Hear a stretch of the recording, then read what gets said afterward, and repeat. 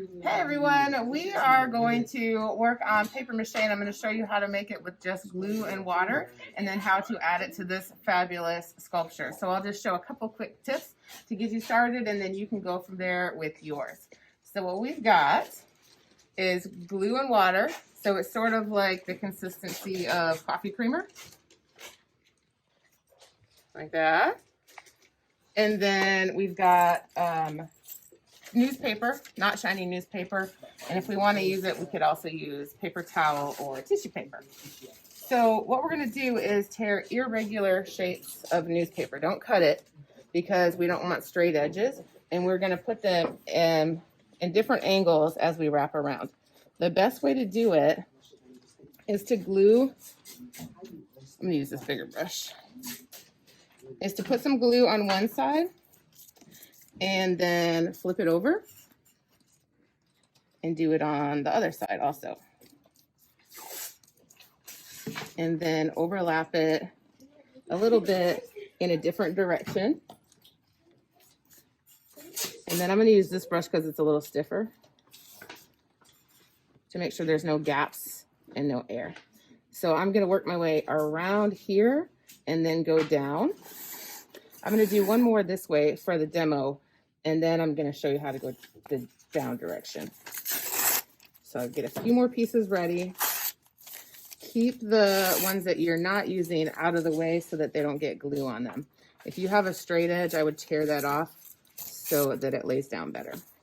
Okay. Every once in a while, you got to move out of the way because your paper gets wet from the glue. Okay, one side, flip it over, do the other side, and then put it in a different direction so it does not create a regular pattern. If you had a stiffer brush, you could do it all with one brush, but I don't. And then if there is a part where it wants to wrinkle, y'all, what do we do? Tear it and Tear it. overlap. Exactly. Tear it so it'll lay down flat and then overlap. Because we want to keep this nice organic form. And then it'll lay down nice and smooth. So pretend that we did that all the way around. Once you make it around once, it's a lot sturdier and easier to work with. And then you can work your way up and down. But I'm going to show you how to work down. Do you want this to look like it's part of this or separate? Attached. Attached, okay. So we're just going to work our way down now. Can I use that brush just for now, just so they can see how to do it with one brush? So this brush I'm using it switching to because it's a little bit stiffer, but still soft enough to use to get a lot of glue on it. So there we go. Thank you all for accommodating me. So I'm going to work my way down. And again, I'm not trying to fight the irregular form because I like it that way. So instead, I'm just following along with it. So here, where it doesn't want to lay flat onto the surface, I just tear it and then overlap it. So now it has that nice form. All right, so now we are about to go on to here. If you are going to do a round sphere, you want it sort of triangular shaped, it will be easier and you won't have to tear it as many times. If it's a square piece, it'll work, you'll just have to tear it more. And since he wants his to look like it's all part of one, I'm just going to put it on like this and then let it go down. And I still do have a little bit of a wrinkle there, so I'll tear that. And then smooth that, let that overlap nice and smooth.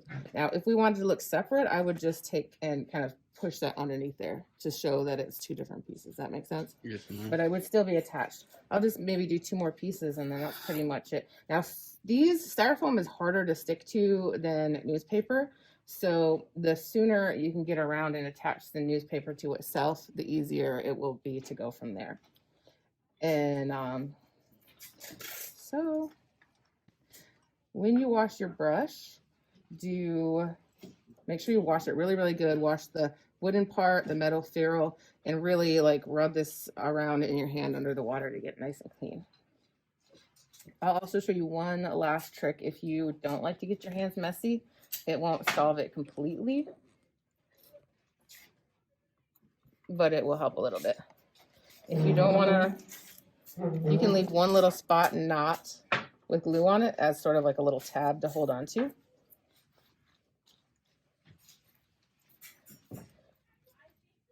What is going on over there?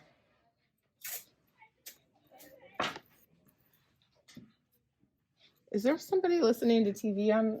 No, at the other classroom, I think. No, it sounds like YouTube maybe. Okay.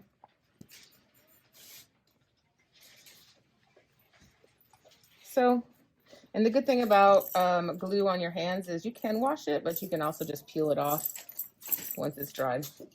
So you're just going to work your way around, and then once it's dry, it's going to be nice and strong. And then you'll probably do a second coat that will make it even smoother and stronger. That's it. Got it. All right, let me know if you have any questions.